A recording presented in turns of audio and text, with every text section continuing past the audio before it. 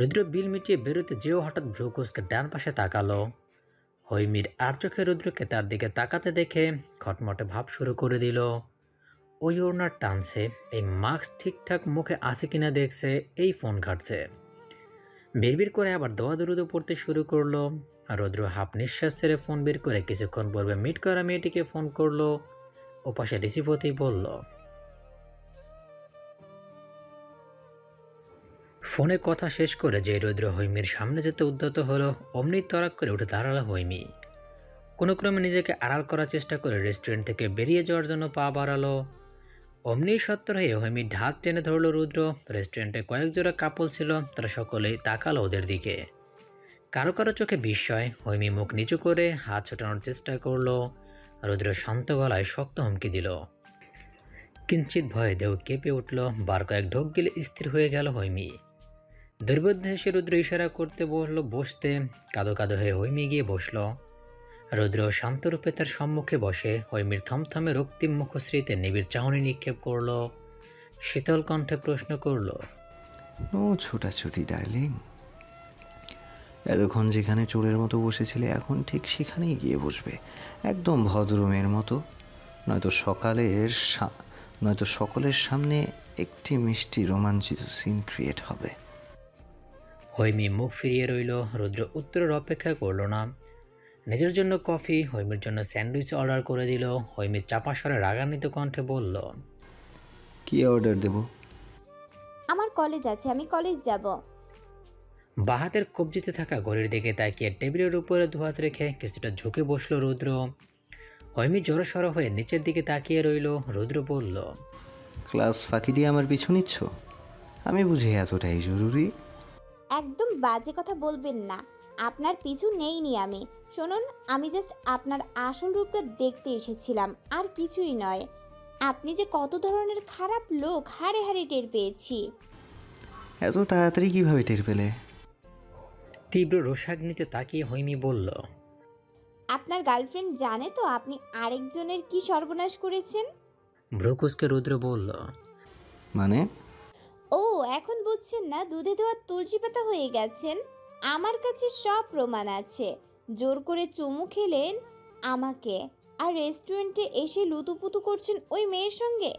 চোখ বড় বড় করে চাপা ধমক দিল রুদ্র। বলল, শাট আপ! ক্লাস বাদ দিয়ে এখানে কেন? তোমার আদর্শ ভাই জানে সব? উচিত কথা বলছি বলে ধমকাচ্ছেন? ওই মেয়েটা কে? রেস্টুরেন্টে মেয়ে এনে এইসব করে বেড়ান, বাড়ির লোক জানে? রুদ্র সোজা হয়ে বসলো, মুখ গম্ভীর। হৈমি তার দিকেই তাকিয়েছিল।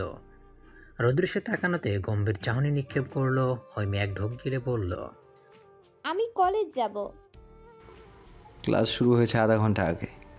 রাশভারী কণ্ঠে রুদ্র বলল, কোন বাড়ি? ভাবি। এসো। হৈমি উঠে দাঁড়ালো। উঠল রুদ্র নিজেও। বিল মিটিয়ে দিয়ে বের হলো সে। গাড়ির কাছে গিয়ে হৈমিকে ইশারা করলো আসতে। হৈমি চটপটে পায়ে এগিয়ে এসে বলল, শুনুন, আপনাকে আমি একটা কথা বলতে চাই। যদি শুনেন আপনারই মঙ্গল। রুদ্র গাড়িতে উঠে সামনের ডোর খুলে দিল। বলল, ওঠো। সিটে বসার পর ডোর লক করতে পারল না হৈমি। রুদ্র ঝুঁকে এসে লক করতেই হৈমির দম বন্ধ করে কাচুমাচু হয়ে বসে রইল। রুদ্র সরে যাওয়ার পর একেবারে নিঃশ্বাস ছাড়ল। গাড়ি স্টার্ট হলো শেখবাড়ির উদ্দেশ্যে। হৈমি আর চোখে গম্ভীর চিত্তে বসে থাকা রুদ্রর পানে তাকালো। স্টিয়ারিংয়ে থাকা বলিষ্ঠ হাত দুটো একবার দেখল, তো আরেকবার দাম্ভিক এবং গম্ভীর মুখটা দৃষ্টিপাত করলো। এরপর বার কয়েক নিঃশ্বাস ছেড়ে বলতে শুরু করলো, দেখুন, আপনি কিন্তু এসব একদম ঠিক করছেন না। আমি না হয় ঘরের মেয়ে, আমাদের মধ্যে একটা সম্পর্ক আছে। ঘরের মেয়ের দিকে নজর যেতেই পারে, তাই বলে পরের মেয়ের দিকেও নজর দিবেন? আপনি আবার ভাববেন না আমি আপনাকে পছন্দ করি। আপনার মতো মানুষকে পছন্দ করার প্রশ্নই আসে না। চুপি চুপি আপনার পিছু এসেছি বলে ভাববেন না আমি আপনার প্রতি ইন্টারেস্টেড। এসব একেবারেই নয়। কিন্তু আপনি আমার সাথে যেসব করেছেন ওসবও ভোলার মতো নয়। ওইসব ভেবেই আমি চিন্তিত। আমি শান্তশিষ্ট ভদ্র একটা মেয়ে। আজ পর্যন্ত একটা প্রেমও করিনি, একটা ছেলে আমাকে ছুঁয়েও দেখেনি। সেখানে আপনি আমার সঙ্গে যা করেছেন তা কি ভোলার মতো? একবার ভাবুন তো, কোনো ছেলে এসব জানলে আমাকে বিয়ে করবে, আমার বিয়ে হবে। আকস্মাৎ গাড়ির ব্রেক কষল রুদ্র। হৈমি চোখ বড় বড় করে তাকালো তার দিকে। রুদ্র কঠিন দৃষ্টিতে তাকিয়ে চিবিয়ে চিবিয়ে বলল, সারমর্ম বলো, কথার সারমর্ম জানতে চাই। বার কয়েক ঢোক দিলে চটপটে গলায় বলল, আপনি যেসব করেছেন এরপর আপনাকে আমার ক্ষমা করা উচিত না, শাস্তি দেওয়া উচিত। শাস্তি দাও। হৈমি শান্ত হয়ে গেল। রুদ্রের ভাবমূর্তি কিছু না বুঝেই বলল, আপনি কি এখন আমাকে পছন্দ করেন? মুহূর্তে পরিবেশ নরম হয়ে উঠল। একটি সহজ সরল বাক্যই তৈরি করলো সেই নম্রতা। রুদ্রের কান দুটো ঝিমঝিমিয়ে রইল। হৈমির দিকে তাকিয়ে রইল নরম চোখে নির্নিমেষে। হৈমি আমতা আমতা করে বলল, ওভাবে তাকাচ্ছেন কেন? ভাবির কাছে সব শুনেছি আমি, সব। আপনার হঠাৎ পরিবর্তনের কারণটাও জানি। না, পছন্দ করি না। অপমানে থমথমে হয়ে বলল। তাহলে কাকে পছন্দ করেন, ওই মেয়েকে? বাঁকা হাসল রুদ্র। হৈমি ক্রোধান্বিত হয়ে বলল, আমি ওই মেয়েকে সব বলে দিব। কি বলে দেবে? আপনি যা করেছেন এসব জানলে নিশ্চয়ই উনি আপনার সঙ্গে সম্পর্ক রাখবে না। রুদ্র মাথা নাড়িয়ে বোঝালো না। হৈমি উল্লসিত চোখে তাকালো। রুদ্র বাঁকা হেসে সহসা হৈমির দিকে ঝুঁকে এলো। সেবার যা ইচ্ছে ছিল, আচ্ছা, সেবার যা ছিল সবটা ঝোঁকের বশে করে ফেলা ভুল মাত্র। আজ যা হবে একদম ঠান্ডা মাথায় সুস্থ মনে। এক থোকা উত্তপ্ত নিঃশ্বাস হৈমির মুখশ্রীতে ছেড়ে বলল। বলতে বলতে নিমিষে হৈমির কপালদয়ে বলিষ্ঠ হাত দ্বারা আবদ্ধ করে নিল। কেঁপে উঠল হৈমির কোমল ঠোঁটজোড়া। সে কাপহাত দৃশ্য দীর্ঘ সময় নিয়ে দেখার ধৈর্য হলো না রুদ্রর। নিজের পুরো ওষ্ঠাদার ফাঁক করে সন্তর্পণে নরম অধর আবৃত করে নিল। এটি দিল হৃদয়স্পর্শী উত্তপ্ত গাঢ় চুম্বন। হৈমির ছোট্ট নরম হৃদয়ে লিখিতভাবে নামকরণ করে দিল শুধুই রুদ্র, রুদ্র, রুদ্র। উষ্ণত্ব ওষ্ঠাদারের স্পর্শে কাতর হৈমি। রুদ্রর ওষ্ঠচুম্বন ক্রমান্বয়ে গাঢ়ত্বে পরিণত হতেই তার হাত জোড়া বেসামাল হয়ে খামচে ধরল বলিষ্ঠ পৃষ্ঠদেশ। কয়েক পল পরে সহসা সরে গেল রুদ্র। হৈমির হৃদস্পন্দনের প্রবল বেগে মাথা ঝিমিয়ে উঠল। এক পলক তাকিয়ে দেখল চঞ্চলা হৈমির ব্যগ্র দৃশ্য। গোলগাল ফর্সা মুখটা টমেটোর মতো রক্তিম হয়ে আছে। বদ্ধ চোখ বেয়ে নোনা পানির বর্ষণে সিক্ত করে তুলেছে গাল দুটো। গাল চুয়ে অশ্রু যখন গলদেশে ছুতে লাগলো, সন্তর্পণে চোখ বুজে ফেলল রুদ্র। কয়েক পল ঘন ঘন নিঃশ্বাস ছেড়ে আবারও তাকালো। শান্ত কণ্ঠে বলল, এই মুহূর্তটুকু পুরো পৃথিবীকেই জানাতে পারো, শুধু ওই একজনকেই নয়। হৈমি একই রূপে বসে। রুদ্র আশেপাশে তাকিয়ে পুনরায় ঝুঁকে গেল তার দিকে। নরম সুরে বলল, সেবার কেঁদেছ, ফাইন, কান্নার মতোই কাঁদছিল। এবার কান্নার রহস্য কি? নিস্তব্ধ হৈমি না জবাব দিল আর না চোখ মেলে তাকালো। শুধু তার নিঃশ্বাসের এক অদ্ভুত শব্দে মাথা ঝমঝম করে উঠল। এক ঢোক গিলে সরে এলো রুদ্র। অপেক্ষা থাকলো হৈমির চোখ খোলার, স্বাভাবিক হওয়ার। দীর্ঘ সময় পর ধীরে ধীরে চোখ খুলল হৈমি। মুখ লুকানোর চেষ্টা করে নত মাথা আরও নত করে ফেলল। সহসা কম্পমান সুরে রুদ্রকে উদ্দেশ্য করে বলল, আপনি কি আমাকে ভালোবাসেন? কিস করেছি বলে মনে হচ্ছে ভালোবাসি? উত্তর দিল না হৈমি। সেটা গা এলিয়ে দিল রুদ্র। সন্তর্পণের চোখ দুটো বুঝে ঊর্ধ্বশ্বাস ছাড়ল। অনুরক্ত ভরাট কণ্ঠে বলল, তোমার বয়স অল্প, জীবনকে তুমি যেভাবে দেখো আমি সেভাবে দেখি না। একটা চুমুর উপর কখনো ভালোবাসা নির্ভর করে না। দুজন ছেলে মেয়ে আবেগের তাড়নায় কাছাকাছি আসবে, ঠোঁটে ঠোঁট ছোঁয়াবে, শরীরে শরীর মেলাবে। এর মানে এই না যে তারা দুজন দুজনকে ভালোবাসে। আবার দুজনের মধ্যে মাইল থেকে মাইলের দূরত্ব থাকলেও ভালোবাসা হয়ে যায়, ঠোঁটে ঠোঁট না ছুঁয়ে, শরীরে শরীর না মিলিয়ে। তাহলে কেন আমাকে বারবার কলঙ্কিত করছেন? হৈমির এই একটি বাক্য যথেষ্ট ছিল রুদ্রের সমস্ত সত্তাকে নাড়িয়ে দেয়ার। হৈমি নত মুখে বসে একটিবার যদি সে ডান পাশে ফিরে দেখত, তাহলে হয়তো ভয়ে তার হৃদয় কেঁপে উঠত। কারণ রুদ্রর রক্তিম চোখ, শক্ত চল এবং অদৃশ্য এক অস্থিরতা সচক্ষে সহ্য করতে পারত না সে। সহসা গাড়ি স্টার্ট হতেই কিঞ্চিত কেঁপে উঠল হৈমি। রুদ্র রোবটের ন্যায় বসে স্টিয়ারিং ধরে আছে। গাড়ি যখন ব্রেক কষল, হৈমি তাকিয়ে দেখল তারা শেখ বাড়ির সামনে। তার দূরে দূরে বুকে তড়িৎ গতিতে ডোর খুলে নামতে উদ্যত হলো। অমনি তরাক করে রুদ্র ওর হাত টেনে নামতে বাধা দিল। চমকে গিয়ে ফিরে তাকাতে রুদ্র অগ্নিমূর্তি দেখে ঢোক গিলল বার কয়েক। রুদ্র রাশভারী কণ্ঠে ভয়ানক কয়েকটি বাক্য উচ্চারণ করল। You must be my wife, must be. ব্যক্তি হিসেবে আমি পুরোপুরি মার্জিত না হলেও আমার চরিত্রে তুমি ছাড়া অন্য কোনো নারী ত্রুটি করতে পারবে না। Just keep this in mind.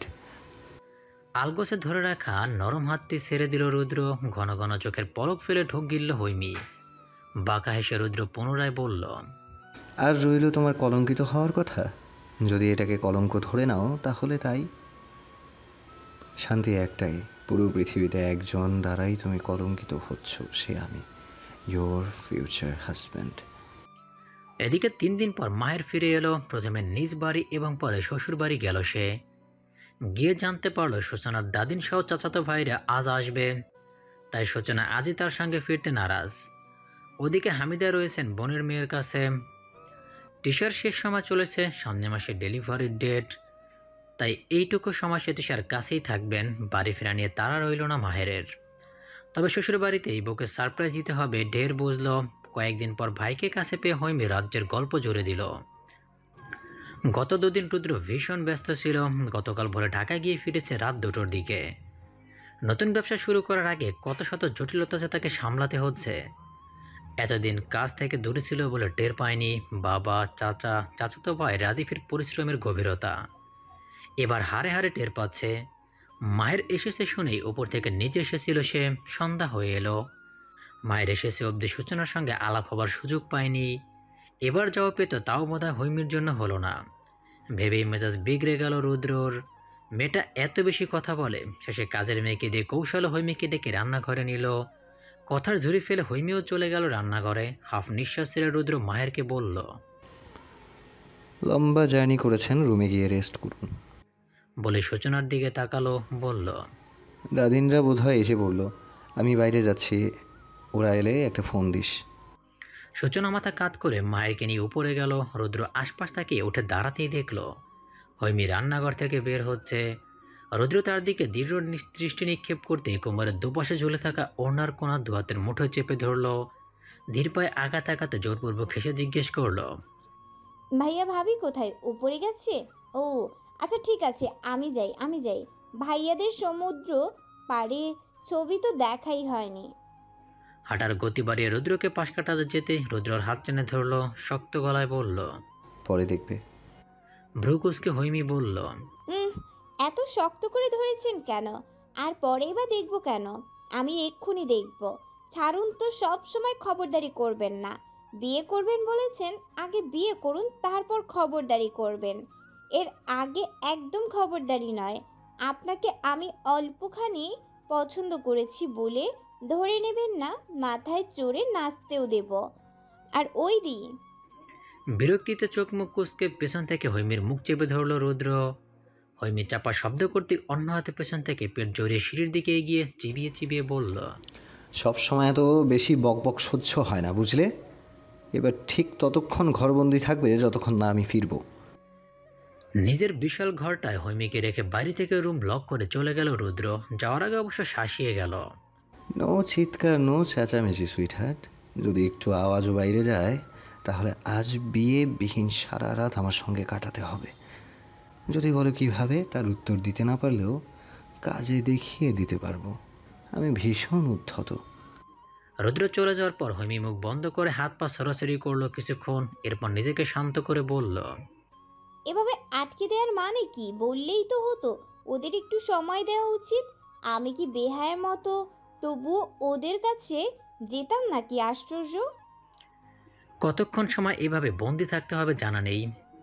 কি করে সময় কাটাবে বুঝতে পারল না। পুরো ঘর জুড়ে এলোমেলো দৃষ্টি বুলিয়ে হঠাৎ মাথায় বুদ্ধি খেলল। পুরো ঘরে যত আসবাবপত্র আছে সব ঘেঁটে দেখবে। রুদ্র মানুষটাকে তো বুঝতেই পারে না। আজ না হয় তার ঘর এবং ঘরের জিনিসপত্র বোঝার চেষ্টা করবে। নিমিষের চোখ দুটো চকচক করে উঠল। মন হলো উচ্ছ্বসিত। সর্বপ্রথম দুম করে শুয়ে পড়ল রুদ্র বিশাল বিছানাটায়। হাত পা চারিদিকে ছড়িয়ে শুয়ে বড় বড় করে শ্বাস নিল। একবার চোখ বন্ধ করলো, তো আরেকবার চোখ মেলে চারিদিকে দৃষ্টি ঘোরালো। চট করে উঠে বসে আবার চট করে বালিশে মুখ গুজে নাক টেনে ঘ্রাণ নিল। এখানে কি রুদ্র রুদ্র ঘ্রাণ পাওয়া যাচ্ছে? খিলখিল করে হেসে উঠল সে। মূর্তির মুখে হাত চেপে হাসি থামালো। ধীরস্থির হয়ে বিছানা থেকে নেমে দাঁড়ালো। এক এক করে সমস্ত কিছু শুয়ে শুয়ে দেখতে লাগলো।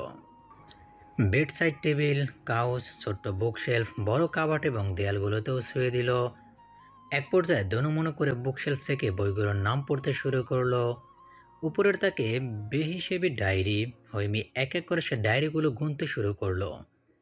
19-এ গিয়ে থামলো সে, চোখ বড় বড় করে ওষ্ঠাজোড়া ফাঁক করলো, বিড়বিড় করে বলল, এত ডায়েরি, এতগুলো কি লেখা আছে? প্রচণ্ড কৌতূহল উদ্দীপক হয়ে একটা ডায়েরি নিয়ে মলাট উল্টালো। এ কি, একটি বর্ণও লেখা নেই, একদম নতুন চকচকে ঝকঝকে ডায়েরি। কৌতূহল দমে ডায়েরিটা রেখে দিয়ে আরেকটা নিল। এবারেও একই দৃশ্য। একে একে সবকটা ডায়েরি দেখে শেষে একটা না দেখেই বিরক্ত হয়ে পেছন ঘুরল। আবারও চট করে সেলফের দিকে ঘুরে ভাবল, যদি এই শেষটাই কিছু পাই। শাওয়ার নিয়ে বের হতে সূচনাকে চুপচাপ বসে থাকতে দেখলো মাহের। মৃদু হেসে এগিয়ে এলো সে, বলল, এতদিন পর দেখা অথচ মুখে হাসি নেই, আপনি কি খুশি হননি? আতকে উঠল সূচনা, ঝটপট উঠে দাঁড়ালো, আমতা আমতা করে বলল, ছি ছি, খুশি হব না কেন? খুশি হয়েছেন? মাথা ঝুঁকিয়ে প্রশ্নটা করলো মাহের। সদ্য গোসল করার সাথে ছোট ছোট চুল কপালে লেপটে আছে। সে চুল চুয়ে কয়েক ফোঁটা পানি টুপ করে প্রথমে লম্বাটে নাক এবং পরবর্তীতে চিকন পাতলা ঠোঁটটা স্পর্শ করলো। সূচনা সে দৃশ্য দেখে লজ্জা পেয়ে চোখ সরাতে গিয়েও চোখ দিয়ে ফেলল মাহের পুরুষালী উন্মুক্ত বক্ষস্থলে। এবার পুরোপুরি ফেসে গিয়ে দ্রুত পায়ে মাহেরকে পাশ কাটালো। কাবার থেকে টি শার্ট বের করতে করতে বলল, খুশি হব না কেন? অবশ্যই খুশি হয়েছি। বাক্যটির সমাপ্তি দিয়ে যে পেছন ঘুরেছে ততক্ষণে মাহেরের লম্বাটে নাকের সঙ্গে তার কপালে ধাক্কা লাগলো। কিঞ্চিত পিছিয়ে গিয়ে কাবাটের সঙ্গে পিঠ লেগে গেল সূচনার। গাঢ় চোখে তাকিয়ে আলতো হাসলো মাহের।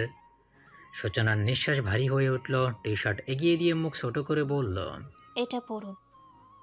হাত বাড়িয়ে টি শার্ট নিল মাহের। আশ্চর্য সুন্দর হাসি দিয়ে বলল, কতটুকু খুশি আপনি? আমতা আমতা করে সূচনা বলল। অনেক অনেক। উত্তর শুনে দম ছাড়লো মাহের। সুটাম শরীরটা টান টান করে দাঁড় করিয়ে নিবিড় চোখে তাকালো, নরম সুরে বলল, এ কদিন ভীষণ মিস করেছি আপনাকে। মনে হচ্ছে কতকাল পর প্রিয়তমার দর্শন পেলাম। অদ্ভুত শান্তি লাগছে। সূচনা মাথা নাড়ালো, ঠোঁটের কোনায় দুষ্টুমি ভরে হাসলো মাহের, বলল, আপনারও কি শান্তি লাগছে? শ্বাসরোধ হয়ে এলো সূচনার। অধর কামড়ে ধরে বিচলিত ভঙ্গিতে এক পা আগালো, কিন্তু জড়িয়ে ধরতে পারল না। তার পূর্বেই তার হাত পা কাঁপতে শুরু করলো। গাল দুটো লাল হয়ে নাকে ডগা ফুলে উঠল। তার মনের অবস্থা বুঝতে পেরে মাহের বলল, আমি সাহায্য করব? চোখ বন্ধ করে সামনে মাথা নাড়ালো সূচনা। হেসে দিল মায়ের একটু শব্দ করে। সে হাসি নিমিষেই বন্ধ করে দোয়াতে সূচনা ঠান্ডা হয়ে আসা নিশ্চল দেহটা টেনে বুকের ভিতরে লুকিয়ে ফেলল। প্রথমবারের মতো নিজের বিবাহিত স্ত্রীকে অত্যন্ত নিবিড়ভাবে জড়িয়ে নিল বুকের মধ্যখানে। আচমকা সূচনা দোয়াতে তার পৃষ্ঠদেশ আঁকড়ে ধরে ফুপিয়ে উঠল। মেয়েটা ভীষণ সুন্দরী, চোখ ধাঁধানো সুন্দরী বলতে লোকদের এমন মেয়েকেই বলতে শুনেছি। ফার্স্ট ইয়ারে পড়ে, নাম সুমনা। নামটাও ভীষণ সুন্দর, সুন্দর মনের অধিকারীও হতে পারে। তার বিষয়ে খুব একটা জানি না, সত্যি বলতে কখনো জানতে চাইনি। কারণ তার প্রতি আমার ভীষণ রকম রাগ আছে। এমন সুন্দরী মেয়ে হয়ে তার পছন্দ এত জঘন্য হয় কি করে? সবচেয়ে বড় কথা, সাহস কি করে হলো রুদ্র শেখকে ভালোবাসার আবেদন করার? হ্যাঁ, মেয়েটা আজ আমাকে চিঠির মাধ্যমে প্রপোজ করেছে। চিঠির উত্তর পাওয়ার আশায় চাতকিনীদের মতো ক্লাসরুমের সামনের বারান্দায় দাঁড়িয়েও ছিল। আমি তাকাইনি, একবারের জন্য তাকাইনি। কারণ আমি ভালোবাসাকে ঘৃণা করি। যে ভালোবাসা স্বামী স্ত্রীর মধ্যে থাকে, সে ভালোবাসা কিশোর কিশোরীদের চিত্ত চঞ্চল করে, যুবক যুবতীদের একে অপরের মধ্যে অদৃশ্য টান সৃষ্টি করে। সেই ভালোবাসাকে আমি ঘৃণা করি, আজীবন ঘৃণা করেই যেতে চাই। ঘৃণা করে যেতে চাই সেই নারীকে, যে নারী আমার হৃদয়ে স্থান পেতে চায়। ঘৃণা করি আমি সুমনাকে।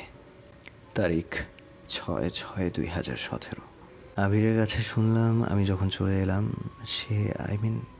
সুমনা নাকি আমার দিকে তাকিয়েছিল, একবারের জন্যও পলক ফেলেনি। 3 তলার বারান্দা থেকে গেট পেরোতে যতক্ষণ সময় আমাকে দেখা যাচ্ছিল ঠিক ততক্ষণই তাকিয়েছিল। যখন আমি গেটের বাইরে আড়াল হয়ে গেছে, ওর না মুখে চেপে হু হু করে কেঁদেছে। সে মুহূর্তে তাকে সামলেছে তার গুটি কয়েক বান্ধবী। সুমনা কেন কাঁদল? আমি তাকে রিজেক্ট করেছি তাই? এত সিম্পল একটা বিষয়ে কাঁদার কি আছে? একজন রিজেক্ট করেছে বলে পৃথিবী শুদ্ধ সবাই তাকে রিজেক্ট করবে নাকি? আবিরকে যখন এই প্রশ্ন করেছি, ও ভীষণ রেগে গেল। চোখ রাঙিয়ে বলল, আমি একটা হৃদয়হীন। আমার হৃদয়ে সৃষ্টিকর্তা মায়া ভালোবাসা দেয়নি। আমি স্মিত হেসে জবাব দিলাম, ঠিক বলেছিস। 5 বছরের ছোট্ট ছেলেটা যখন তার বর্তমানে মায়ের ঘরে বড় চাচাকে রাত কাটাতে দেখেছে, তখন হয়তো সে তেমন কিছু বুঝতো না। শুধু বুঝতো তার মা চুরি করেছে, তার বাবার পাওয়া আদর ভালোবাসা চুরি করে অন্যকে দিচ্ছে। জানালার ফাঁক দিয়ে বড় চাচাকে চুমু খেতে দেখেছিল ছোট্ট ছেলেটা। ওটা তো আদর ছিল, তার আদর, তার 2 বছরের ছোট্ট বোনের আদর, আর তাদের বাবার আদর। মায়ের সব আদর বড় চাচা পেয়ে নিল। ইস, মানুষ যখন ভালোবাসার সঙ্গে বেইমানি করে, ভালোবাসা চুরি করে, তখন মানুষ কি আর মানুষ থাকে?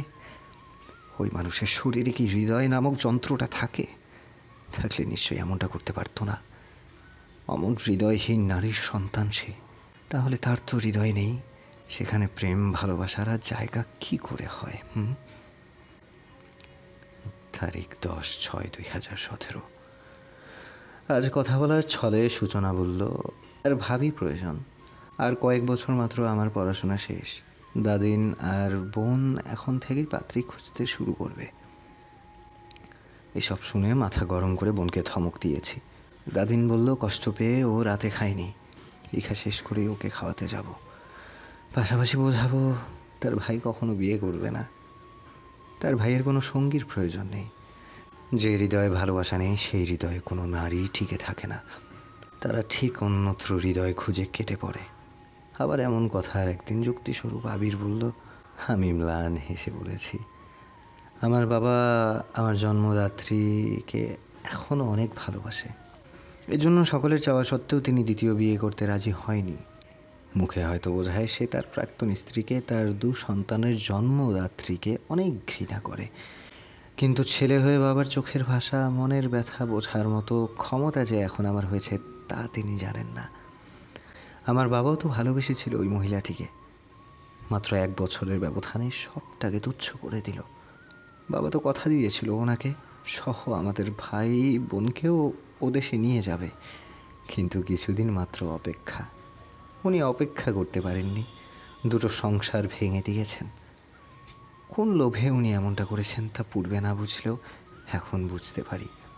ছেলে হয়ে ভাবতেই ঘৃণা লাগেছি। আমি কখনো বিয়ে করব না, কখনো না। এসব শুনে আবির তর্ক করলো। আমি বললাম, সেটা আমি অস্বীকার করি না। তার জন্য আজ বড় চাচি একা নিঃসঙ্গ, বড় ভাই সাদমান পিতৃহারা। নারীতে অনেক পার্থক্য থাকে। বড় চাচির মতো নারী সবার ভাগ্যে জুটে না। আমি কোনো রিস্ক নিতে চাই না। এরপর আর আবির তর্কে যায়নি। হে সৃষ্টিকর্তা, তুমি আমার ভাগ্যে কি লিখেছো জানি না, কিন্তু বিশ্বাস করো, ঘর বাঁধার স্বপ্ন আমি দেখি না, আর না আশা করি কেউ আমাকে ভালোবাসুক। তবুও যদি তুমি চাও জীবদ্দশায় কারো সঙ্গে বৈবাহিক সম্পর্কে জড়াতে হয়, তাহলে কিন্তু আমার সঙ্গে জড়ানো নারীটা কখনো মাতৃত্বের স্বাদ পাবে না। কারণ আমি আমার জীবনকে রিস্কে রাখলেও আমার অংশকে রিস্কে রাখতে পারবো না। যে দুর্বিষহ যন্ত্রণা আমরা 2 ভাই বোন ভোগ করেছি, তা যেন আর কেউ না করে, অন্তত আমার আপন যন্ত্রের মধ্যে কেউ না। সহ্য করা যায় না। এই একটা যন্ত্রণা আমার শিশুকাল ধ্বংস করেছে, আমার কৈশোর যৌবন সবটা ধ্বংস করে দিয়েছে। সূচনা ভীষণ ইন্ট্রোভার্ট।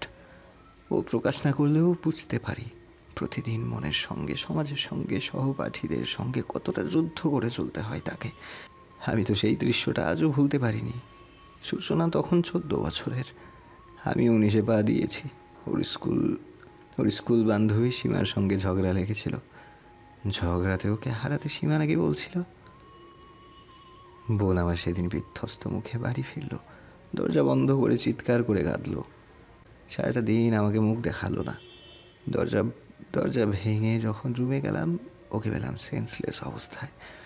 জ্ঞান ফেরার পর আমার বুকে মাথা রেখে যখন ফুবাতে প্রশ্ন করলো, ভাইয়া কয়দিন পর আমার নামের পিছনেও লোকে চরিত্রহীন ট্যাগ বসাবে।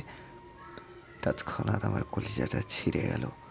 বুকের গভীরে হাহাকার করে উঠল, আমাদের কি দোষ? কেন শাস্তি পাচ্ছি আমরা? আমাদের কেন পৃথিবীতে আনা হলো? কেন এই নরক যন্ত্রণা কেন ভোগ করছি আমরা দুজন? তারিখ 10/7/2017। ডায়েরির পরের কিছু পৃষ্ঠা ফাঁকা, একে একে দু পৃষ্ঠায় অল্প কিছু লেখা দেখা গেল। লেখাগুলো দেখে বোঝা যাচ্ছে এগুলো সদ্য লেখা। আগের পাতাগুলো লেখা বেশ ক বছরের পুরনো বোঝাই যাচ্ছে, কিন্তু শেষ পাতার লেখাগুলো খুব একটা পুরনো নয়। এ ব্যাপারে শিওর হলো লেখাগুলো পড়ার পর, কারণ সে লেখাগুলো তাকে নিয়েই, অর্থাৎ হৈমিকে নিয়েই। আজ একটি ঘটনা ঘটেছে। স্টুপিড ধরনের একটা মেয়ে আমাকে প্রেমপত্র পাঠিয়েছে। মেয়েটার নাম হৈমন্তিকা হৈমি। বয়স একেবারে অল্প, কিন্তু সাহস অনেক। ওনার মতো মেয়েটাকে রিজেক্ট করে সেই অল্প বয়সী স্টুপিড বাচাল ধরনের মেয়ের প্রপোজ অ্যাকসেপ্ট করব? মোটেই তেমন কিছু হবে না। এই মেয়ে আবার মাহিরের বোন, যার সঙ্গে আমার বোনের বিয়ের কথাবার্তা চলছে। হাজারও একটা ঘটনা ঘটে গেল, কিন্তু সেটা আমি লিখতে পারবো না, হয়তো বলতে পারবো না। তোদা পাখিটাকে চেয়েছিলাম, পেলাম না, কারণ আমি বখাটেদের জীবনে তোতা পাখিদের আসতে মানা। সে কি আমার জেদ হয়ে দাঁড়ালো? তাকে পেতেই হবে এমন অনুভূতি কেন হচ্ছে? আমি ভালোবাসতে পারি না। তাকে কি করে ভালোবাসাহীন হৃদয়ে স্থান দেব? বিয়ে করব, বউ বানাবো, শুধু কথা ছাড়া সে কিছুই পারে না। যা বুঝলাম, মাথায় বুদ্ধি শুদ্ধিও তেমন নেই। শুনেছি ভীষণ ভীতু, ভূতে ভয় পায়, রক্ত ভয় পায়, মানুষের কষ্টকে ভয় পায়, নিজে কষ্ট পেতে ভয় পায়। মজার ব্যাপার হলো রান্না করতেও ভয় পায়। তেল ছিটে আসার ভয়, একেবারেই পারফেক্ট। এমন ভয় পাওয়া মেয়ে নিশ্চয়ই মা হতেও পারে না। আচ্ছা, এমন ভয় পাওয়া মেয়ে নিশ্চয়ই মা হতেও ভয় পাবে। জীবদ্দশায় বিয়ে যদি করতেই হয়, একেই করি। যদি কখনো ফেলে চলে যেতে চায়, মেয়েরে ধরে কষ্ট দিয়ে রেখে দেবো, আটকে দিব, কিন্তু বাচ্চার রিস্ক নিব না। মেরে ধরেও যদি রাখতে পারি, তাহলে সমস্যা হয়ে যাবে, বিরাট সমস্যা। ডায়েরিতে লেখা এক একটা শব্দ পড়তে পড়তে হাতে পায়ে কম্পন শুরু হলো হৈমির। পুরো লেখার সমাপ্তি হতেই ডায়েরি বন্ধ করে যথাস্থানে রেখে দিল সে। এরপর গুটি গুটি পায়ে এসে পা তুলে বসলো বিছানায়, ধোয়াতে মুখ চেপে ঢুকে উঠল মুহূর্তেই। তার ভীষণ কষ্ট হচ্ছে, বুকের ভেতরটায় অদ্ভুত এক কষ্টে জর্জরিত হয়ে আছে। ছোটবেলা থেকে যে তার মন বড় সরলতায় ঘেরা, পাশাপাশি খুবই নরম মনের অধিকারী। কারো কষ্ট দেখলেই মন কেঁদে ওঠে, চোখের সামনে কাউকে কাঁদতেও দেখতে পারে না। টিভিতে নায়ক নায়িকার কষ্ট দেখলেও এই মেয়েটা ফ্যাস ফ্যাস করে কাঁদে। আজ 17 বছরের কিশোর এসে তবুও স্বভাব আটকে আছে ঠিক 7 বছরে। এই পৃথিবীতে অনেক মানুষ থাকে যারা বছরের পর বছর পেরিয়ে গেলেও নির্দিষ্ট একটা বয়সী তাদের মন মানসিকতাকে আটকে রাখে। হৈমিষী মানুষদের তালিকাতেই পড়ে আছে। ঘন মেঘের আড়ালে লুকিয়ে থাকা রৌদ্রের শৈশব, কৈশোর, যৌবন ধ্বংসের বৃত্তান্ত শুনে তার মন কাঁদছে, ভীষণ কাঁদছে। এই কান্না আজ আর থামবে না, একটুর জন্য বোধহয় থামবে না। দরজা খোলার শব্দে চমকে উঠল হৈমি। রুমে ঢুকে চট করে দরজা লক করে দিল রুদ্র। আকস্মাৎ বিছানায় হৈমিকে গুটিসুটি হয়ে বসে কাঁদতে দেখে থমকে গেল, ক্ষীণস্বরে প্রশ্ন করল, রুমেই তো আটকে গেছি, এভাবে কাঁদছো কেন? কথাটা বলেই প্রচণ্ড গম্ভীর হয়ে গেল। ধীর পায়ে এসে দাঁড়ালো হৈমির সামনে, বিরক্তি স্বরে আবারও জিজ্ঞাসা করল, এ আবার কি নাটক? এভাবে কাঁদছো কেন? কিঞ্চিত কান্না থামিয়ে আলগোছে নেমে দাঁড়ালো হৈমি। তার ক্রন্দনরত মুখের দিকে তাকিয়ে রুদ্র কিছু বোঝে ওঠার পূর্বেই সে তার বলিষ্ঠ বক্ষপটে মাথা রেখে শক্ত করে জড়িয়ে ধরল। ক্রন্দনরত গলায় ভেঙে ভেঙে বলল, আমি কখনো আপনাকে ছেড়ে যাব না, কখনো ভালোবাসা চুরি করব না। সারা জীবন আপনাকে খুব খুব খুব ভালোবাসবো। আপনার সব দুঃখ মুছে দেব, বিশ্বাস করুন। রুদ্রর মাথায় যেন বাজ পড়ল। না পারা ছোট্ট দেহখানি ছুঁড়ে ফেলে নিজেকে কোনো ক্রমে নিয়ন্ত্রণ করে রোবটের নাঠায় দাঁড়িয়ে কাঠখাট্টা স্বরে বলল, কোন সাহসে আমার ব্যক্তিগত জিনিসে হাত দিয়েছো? এটুকু ম্যানার্স কি তোমার ভাই শেখায়নি?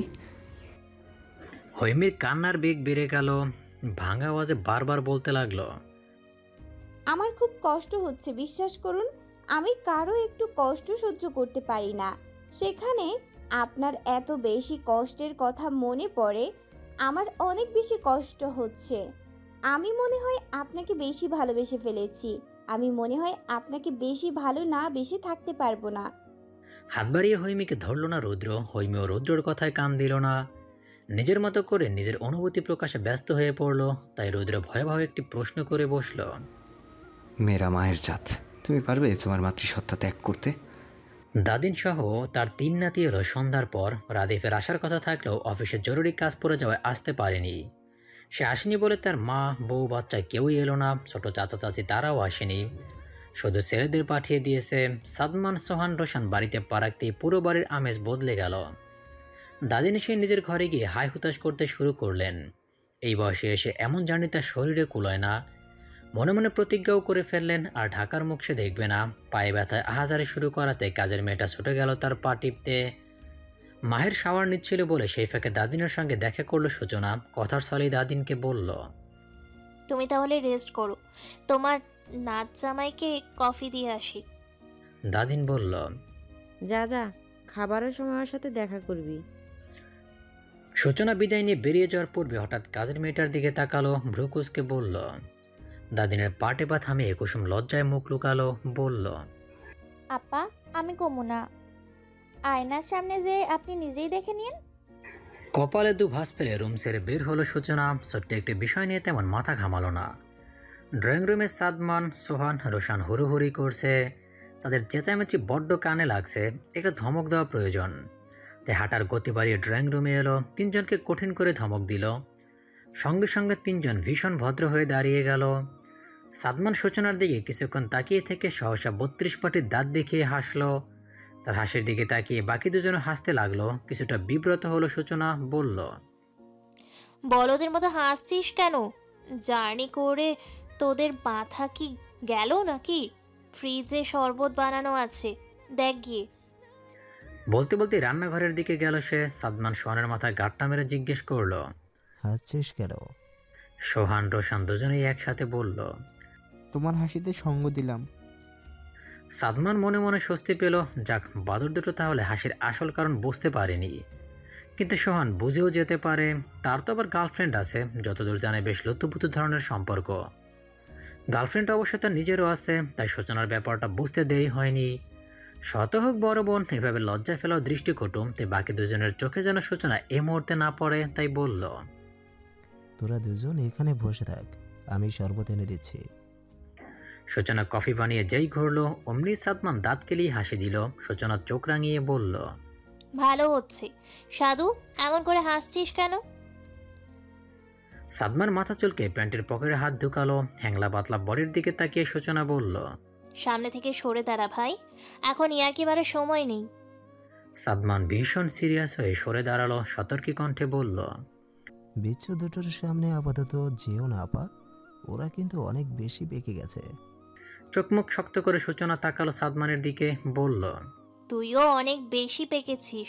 মাসে কয়েকটা গার্লফ্রেন্ড বদলাস, সে খবর ঠিকই কানে আসে।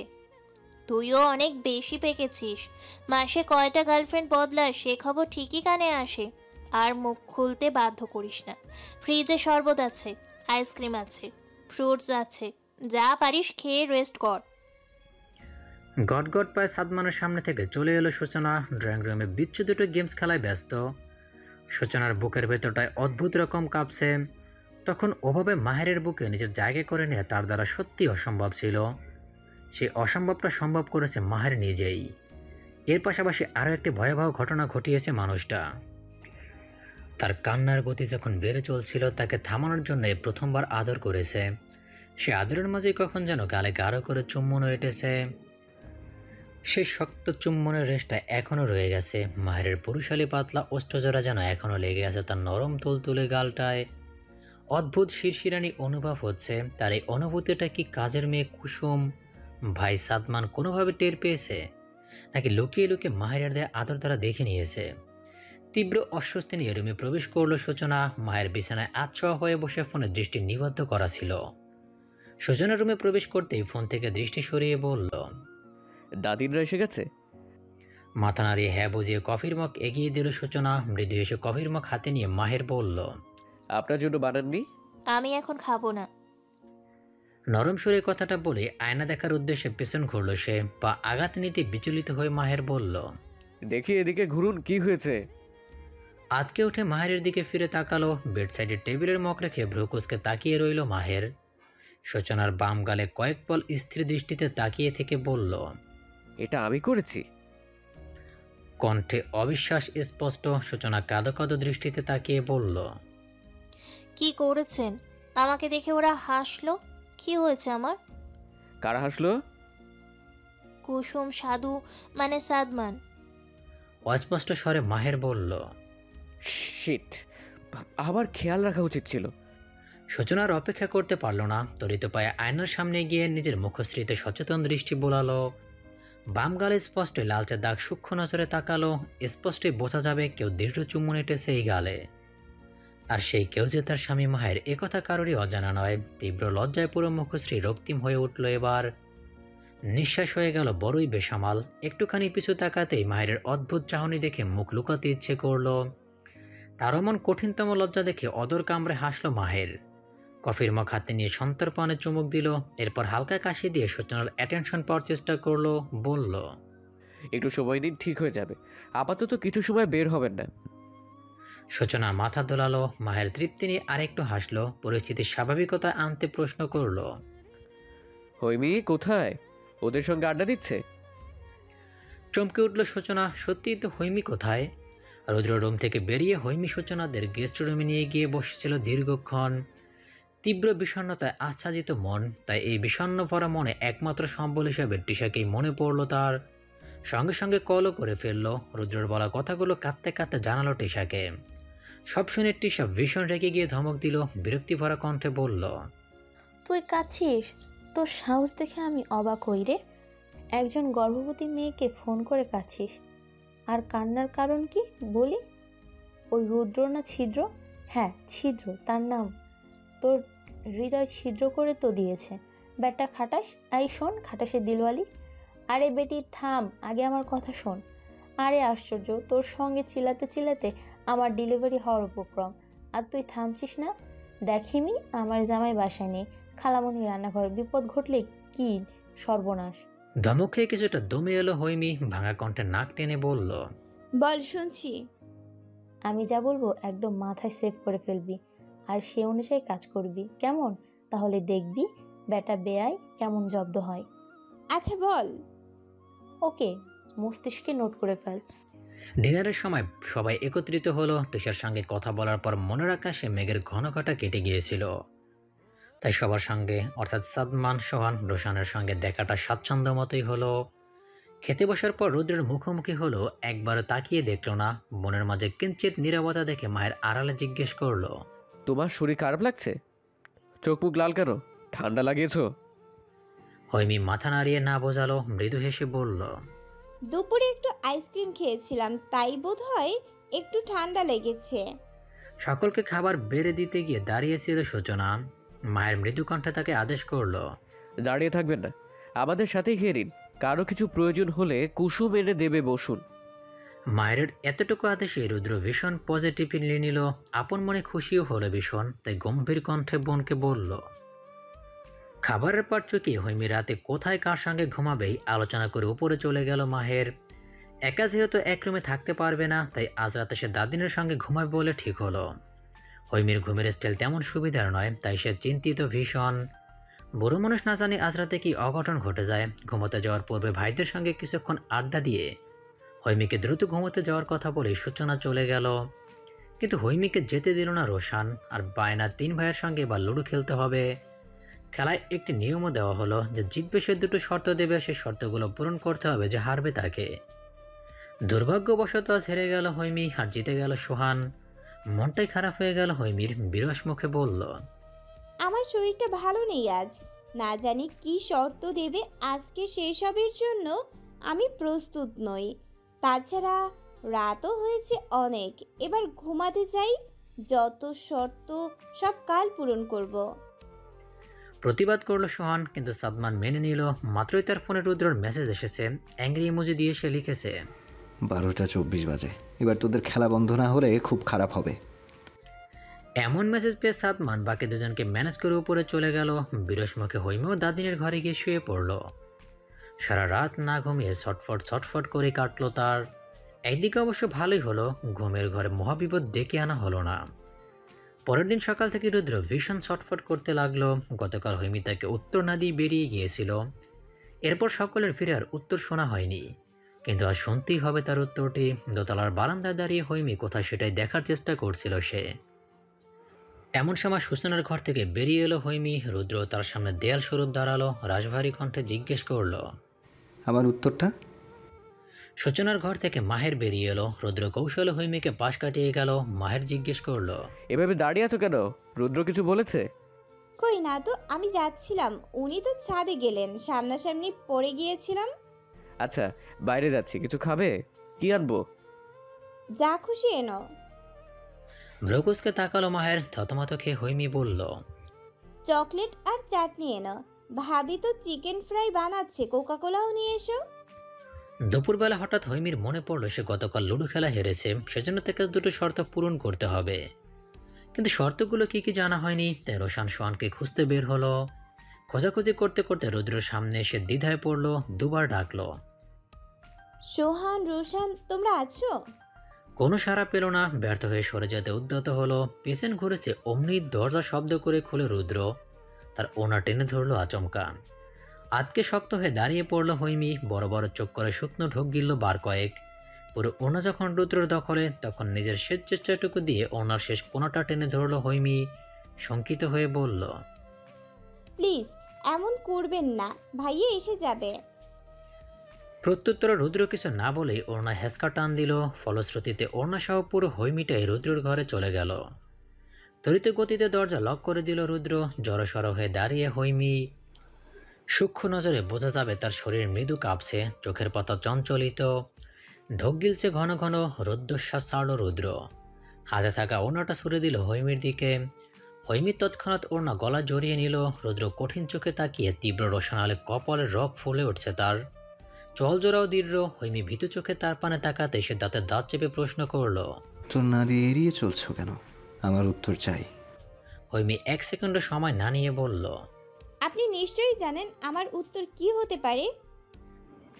চিল্লিয়ে উঠল রুদ্র। দু কদম তেড়ে এলো হৈমির দিকে, হাত বাড়িয়ে শক্ত করে চেপে ধরল হৈমির কাঁধজোড়া। ব্যথায় চোখ বন্ধ করে ফেলল হৈমি। রুদ্র ধমকে বলল, না, জানি না, আমি তোমার মুখে উত্তরটা শুনতে চাই। কয়েক পল পর অসহায় চোখে তাকালো হৈমি। রুদ্রের কঠিন দৃষ্টিজোড়া তার চোখেতেই স্থির। সে চোখে নিজের চাহনি দৃঢ় করল হৈমি। কিঞ্চিত দৃঢ় স্বরে উত্তর দিল, কোনো মেয়ে তার ভালোবাসার জন্য মাতৃসত্তা ত্যাগ করেছে কিনা জানি না, কিন্তু আমি করতে রাজি যদি আপনি আপনার পৌরুষ চাহিদা ত্যাগ করতে পারেন। আপনার বউ হতে রাজি তখন হব যখন আপনি আমাকে সম্পূর্ণ নিশ্চয়তা দিতে পারবেন। মা তো আর একা একা হওয়া যায় না, তাই না? এবার আপনি নিজের সঙ্গে বোঝাপড়া করে আমাকে উত্তরটা জানান। মনে রাখবেন, আপনার আমার মনের সম্পর্ক তৈরি হবে, দেহের না। আপনি আপনার পৌরুষিচত মন দেহ যদি এই ত্যাগটুকু করতে পারেন, আমারও নারী মন মাতৃসত্তা ত্যাগ করতে পারবে। স্তম্ভিত রুদ্রের দুহাত আচম্বিত নম্রতায় পরিণত হলো। হৈমির দৃষ্টি ক্রমশ দৃঢ় হচ্ছে। কয়েক পল অতিবাহিত হওয়ার পর হৈমির কাঁধজোড়া পুরোপুরি আলগা করে দিল রুদ্র। একই সঙ্গে বিস্ময়, অবিশ্বাস্য চাহনি তার। এমন একটি উত্তরের জন্য সে প্রস্তুত ছিল না। হৈমির এই শীতল ক্রোধ হজম করতে ভীষণ বেগ পেতে হলো। থমথমে স্বরে কেবল উচ্চারণ করলো, বেরিয়ে যাও। তার বলতে দেরি, কিন্তু হৈমির বেরিয়ে যেতে দেরি হলো না। এ ঘটনা যেন কাটা খেয়ে নুনের ছিটে পড়ার মতন ঘটনা। তাই অসহনীয় হয়ে দুহাত শক্ত মুষ্টিবদ্ধ করে চোখ মুখ কেছে দাঁড়িয়ে রইল রুদ্র। সমুদ্রের উত্তাল ঢেউ যেন ক্ষণে ক্ষণে তার বক্ষ তীরে আছড়ে পড়তে লাগলো। সন্ধ্যার পর মায়ের অনুরোধে জর্জেটের মধ্যে একটি হলুদ শাড়ি পরল সূচনা। বাসন্তী হলুদ শাড়ি সূচনাকে বেশ মানিয়েছে। সেই যে বিয়ের কদিন শাড়ি পরেছিল, এরপর আর পরা হয়নি। শাড়িতে সূচনাকে দেখতে ভীষণ ইচ্ছে করছিল মাহেরের। পাশাপাশি বউ নিয়ে রাতের শহর ঘোরারও ইচ্ছে হচ্ছিল। সারপ্রাইজের কথাটাও সে ভোলেনি, কিন্তু সময় সুযোগই পাচ্ছিল না। তাই প্ল্যান করলো কোথাও একটা ঘুরে আসা যাক। সূচনারও মন ভালো হবে, তারও একান্তে পাওয়া হবে মানুষটাকে। কাঙ্ক্ষিত উপহারটুকু দেওয়া হবে। বাইকের চাবি হাতে ঠায় দাঁড়িয়ে মাহের। সূচনার সাজ কমপ্লিট হতেই বের হবে সে। ড্রেসিং টেবিলের সামনে দাঁড়িয়ে সূচনা। সাজ সম্পূর্ণ হলো, আয়নার সামনে থেকে সরতে পারছে না। কারণ সরলেই মাহেরের মুখোমুখি হতে হবে। পেতে হবে বুক কাঁপা, ঠোঁট কাঁপা, দুগাল রঙিন হয়ে ওঠা লজ্জাদের। সময় অপচয় করতে চুলের আগা চিরুনি বুলাতে শুরু করলো। মাহের মৃদু কেশে বলল, সব ঠিক আছে তো? আরও সাজবেন? মুহূর্তে বুকের ভেতরে ধরাস করে উঠল তার। ইস, কি লজ্জা, কি লজ্জা! আরও কেন সাজবে, সব তো ঠিকই আছে। মাথা নাড়িয়ে না সূচক ইশারা করলো সে, নরম সুরে বলল, আপনি এগোন, আমি আসছি। শাড়ি পরে বাইকে বসতেই কিঞ্চিত অসুবিধা হলো। মায়ের বুঝতে পেরে বলল, আঁচল কোলে তুলুন, এক হাত কাঁধে রাখুন, হাত ধরুন। ধীরে সুস্থে তাই করলো সূচনা। মায়েরও বাইক স্টার্ট দিল, ধীরে সুস্থে চলতে শুরু করলো শহরের পরিচিত রাস্তায়। এরপর চলে গেল লেকের পাড়ে। সেখানে মাহেরের গুটি কয়েক বন্ধু বান্ধবী ছিল। সূচনার সঙ্গে আগেই পরিচিত থাকার দরুন কুশল বিনিময় করলো তারা। লেকের একপাশে সারি সারি কফি শপ রাতের পরিবেশটাকে রং বেরঙের আলোকচ্ছটায় মুখরিত করে রেখেছে। ভালোই লাগছিল সূচনার। চারপাশে তাকিয়ে তাকে পরিবেশটা উপভোগ করছিল সে। এমন সময় সকলের মাঝে তার গা ঘেঁষে দাঁড়ালো মাহের, হাতে হাতে আলতো ছুঁয়ে দিয়ে বলল, হাত ধরুন। সকলের দিকে তাকিয়ে লজ্জা পেল সে। বিব্রত চোখে তাকালো মাহেরের পানে। মায়ের পুনরায় শান্ত কণ্ঠে বলল, হাত ধরুন, একটা জায়গায় যাব আমরা, ভয় পেতে পারেন, হাত ধরলে সাহস পাবেন। সিরিয়াস হয়ে মাহেরের শক্তপোক্ত হাতটা আলতো করে স্পর্শ করলো সে। অধর কামড়ে হাসলো মাহের, বন্ধুদের দিকে তাকিয়ে আমোদে সুরে বলল, বউ আমার ব্যাপক লজ্জাবতী। বাক্যটির ইতে টেনে সূচনা নরম হাতের আঙুলের ফাঁকে আঙুল গুজে শক্ত করে ধরলো সে। সূচনা কিছু বোঝে ওঠার আগেই একটানে সকল আলোকছটা এবং বন্ধুদের মাঝখান থেকে হারিয়ে গেল দুজনায়। তলিয়ে গেল নিবিড় অন্ধকারে। মায়ের সঙ্গে কয়েক পা মিলিয়ে হাঁটার পর ভীতু স্বরে জিজ্ঞেস করলো, এত অন্ধকার কেন? কোথায় যাচ্ছি আমরা? ভয় পাচ্ছেন? একটু বেশি কাছাকাছি হয়ে সূচনা বলল, ফোন বের করুন, ফ্ল্যাশ অন করুন। মৃদু হেসে পুনরায় কাঁধ জড়িয়ে ধরল মাহের। ঘন অন্ধকারে আচমকাই এমন উষ্ণ আলিঙ্গন পেয়ে বুক ধরফর করে উঠল। কাপা স্বরে বলল, মাহের, আমি সত্যিই ভয় পাচ্ছি। এক হাতে সূচনাকে জড়িয়ে অপর হাতে পকেট থেকে ফোন বের করলো মাহের। ফ্ল্যাশ অন করে নিজের দিকে ধরেই বলল, হে তো আমি, ভয় কিসের? আমরা কোথায় যাচ্ছি? কোথায় না, এখানেই বসবো। ফোনের আলোটুকু সম্মুখে ধরতে সূচনা দেখল কয়েক টুকরো কাঠ জড়ো করে রাখা হয়েছে। মাহের তার কাঁধ ছেড়ে হাত ধরে বসতে ইশারা করলো। বসার পর কাঠগুলোতে আগুন ধরালো সে। পৌষের প্রথম সপ্তাহ চলছে, আহামরি শীত পড়েনি, তাই অবাক হলো সূচনা। আমতা আমতা করে বলল, এইসব কি? চলুন ওইদিকে যাই। আর চোখে তাকিয়ে ঘাসের উপরে লাইটার রাখলো মাহের। সূচনা খেয়াল করলো চারপাশে বেশ ঘন গাছ, ছোটখাটো জঙ্গল বলা চলে। সে জঙ্গলের ভিতরে ফাঁকা অংশের ঘাসের উপরে বসে আছে তারা।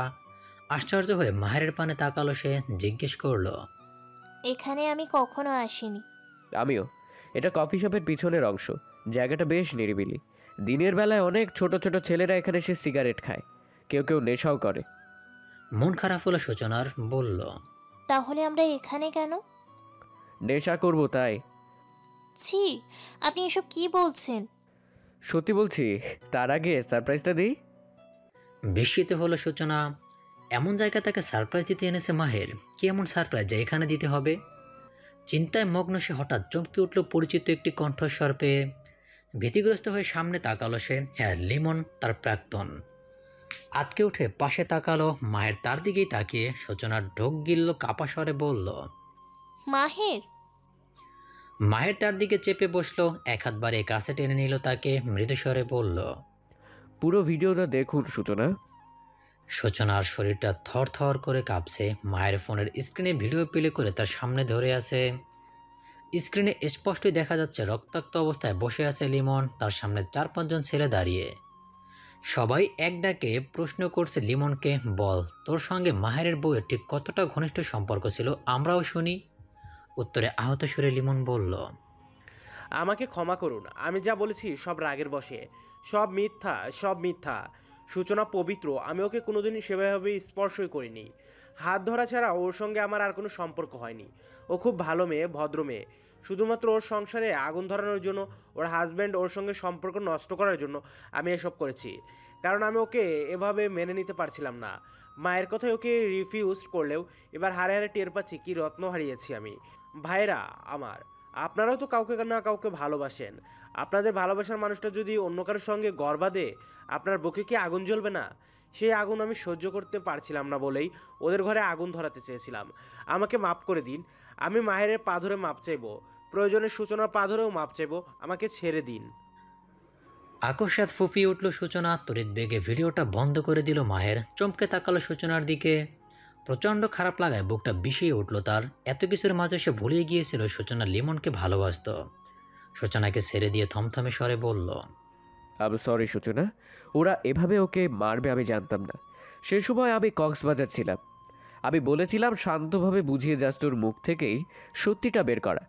সত্যিটা আমি জানতাম, হ্যাঁ বুঝতে পেরেছিলাম, কিন্তু ওর মুখ থেকে সত্যিটা জানতে চেয়েছি শুধুমাত্র আপনার মনের স্বস্তির জন্যে। কারণ আমি মুখে যতই বলি আমি আপনাকে বিশ্বাস করি, আপনি গিল্টি ফিল করতেন, ইভেন করছিলেনও। তাই সত্যিটা বের করার জন্য বন্ধুদের দায়িত্ব দিয়েছিলাম। ওরা সহজভাবে লিমনকে বুঝিয়েছিল যেহেতু আপনাদের একটি সম্পর্ক ছিল, সে সম্পর্কে সম্মান রেখেই যেন সত্যি বলে। শুরুতে কিছুতেই রাজি হচ্ছিল না, তাই বাধ্য হয়ে এভাবে সবটা উন্মোচন করেছে। ওদের হয়ে আমি আবারও সরি। সূচনার কান্নার বেগ বাড়ল, পাশাপাশি রাগে অভিমানে দাঁড়িয়ে পড়ল, ভাঙা আওয়াজে বলল, আপনি আমাকে সরি বলছেন কেন? উঠে দাঁড়ালো মাহেরও সূচনার মুখোমুখি হয়ে বলল, আমি আপনাকে কষ্ট দিতে চাইনি। আমি কেন কষ্ট পাবো? কাঁদছেন তো? অসহায় কণ্ঠে বলল মাহের। সূচনার নাক টেনে হাতের উল্টো পিঠে চোখের পানি মুছল, বলল, আপনি আমায় এতটুকু বিশ্বাস করেন, এটা জেনেই কাঁদছি মাহের। যার কাছে যা আশা করি তার কাছে তা পাই না, অথচ যার কাছে আশা সীমিত সেই সবটা উজাড় করে দেয়। এই দুঃখ আমি কোথায় রাখবো বলুন তো? ঈষৎ হেসে হাত বাড়িয়ে আঙুল ছিঁড়ে চোখের পানি মুছে দিল মাহের। সূচনা নত মাথায় দাঁড়িয়ে। মাহের তার চিবুক ছিঁড়ে স্নেহময় কণ্ঠে বলল, কষ্ট কমাতে চেয়ে কি বাড়িয়ে দিলাম? মাথা নাড়িয়ে সূচনা না বোঝালো। মাহের আবারও বলল, যে রাতে আপনি নিজেকে প্রমাণ করতে এসেছিলেন সেই রাতে ভীষণ রাগ হয়েছিল আমার। ইচ্ছে করছিল কয়েকটা মার দিয়ে বুঝিয়ে দেই মাহের লিমন নয়। আর সে সময় আপনার থেকে দূরে থেকেছি, অভিমান করে থেকেছি। এর পিছনে কারণ একটাই, তা হলো আপনি কোন সাহসে অমন একটা বেইমানকে ভালোবেসেছিলেন যে কিনা সুযোগ পেয়ে এভাবে অসম্মান করে। ভুল হয়ে গেছে আমার। চট করে ভুল স্বীকার করে দায় সারা হলো সূচনা। মায়েরকে আর কিছু বলতে না দিয়ে বলল, ভুল আপনারও আছে। অবাক হয়ে মাহের বলল, আমার ভুল? হ্যাঁ, আপনি কেন আরো আগে আমার জীবনে এলেন না? যে পৃথিবীতে নেই তার কত ভাগ্য। ইস, সেই ভাগ্যটা যদি আমার হতো, পৃথিবীতে না থেকেও আপনার গভীর ভালোবাসা পেতাম। সূচনা। মৃদু ধমক দিয়ে সহসা সূচনাকে শক্ত করে জড়িয়ে ধরল মাহের। অদ্ভুত স্বরে বারবার করে বলল, এমন কথা আর কখনো বলবেন না আপনি। দ্বিতীয়বার এমন কথা শুনলে ভয়ানক কিছু ঘটিয়ে ফেলবো বলে দিলাম। আপনি ভাগ্যবতী, বরং ওই অভাগী। তাই তো আমার ভালোবাসা না পেয়ে হারিয়ে গেল। একজনকে হারিয়েছি নিজের করে না পেয়ে, আপনাকে নিজের করে পেয়েছি, অর্ধাঙ্গিনী হিসেবে পেয়েছি। আপনার হারালে আমিটাই হারিয়ে যাব। এমন কথা আর কখনো বলবেন না, কখনো না। ধোয়াতে শক্ত করে সূচনার পৃষ্ঠদের চেপে ধরে কথাগুলো বলছিল মাহের। তার শ্বাস প্রশ্বাস প্রচণ্ড বিক্ষিপ্ত নিঃশ্বাসগুলো একের পর এক সূচনার ঘাড় ছুঁয়ে দিচ্ছে। ফলশ্রুতিতে শরীরের লোমকূপগুলো কেঁপে উঠছে সূচনার। দীর্ঘক্ষণ পর মাহের শান্ত হলো। সূচনা তার পিঠে আলতো ছুঁয়ে নরম সুরে বলল, সরি, এমন কথা আর কখনো বলবো না, প্রমিস। লম্বা করে নিঃশ্বাস ফেলল মাহের, কিন্তু সূচনাকে ছাড়ল না। সূচনা ওভাবেই পড়ে রইল তার বুকে। কিছু সময় পর হঠাৎ কানের কাছে উত্তপ্ত নিঃশ্বাসের পাশাপাশি ফিসফিসে আওয়াজ শুনল, I can have 2 kisses please. ছোট্ট নিঃশ্বাস ছেড়ে ছোট করে সম্মতি দিল সূচনা। মাহের ধীরে ধীরে মাথা তুলে তার কপালে গাঢ় চুম্বন এঁটে দিল। সন্তর্পণে চোখ জোড়া বন্ধ করে ফেলল সে। বুকের ভিতরে এক নাগারে শব্দ হতে লাগলো, ধিক ধিক ধিক ধিক। কপালে ঠোঁট চেয়ে স্বল্প আলোয় সূচনার ভিতর লাজুক মুখটা দৃষ্টিপাত করলো মাহের। ধীরে ধীরে ঠোঁট জোড়া নামিয়ে নিল সূচনার অধর সুধা পান করার জন্য।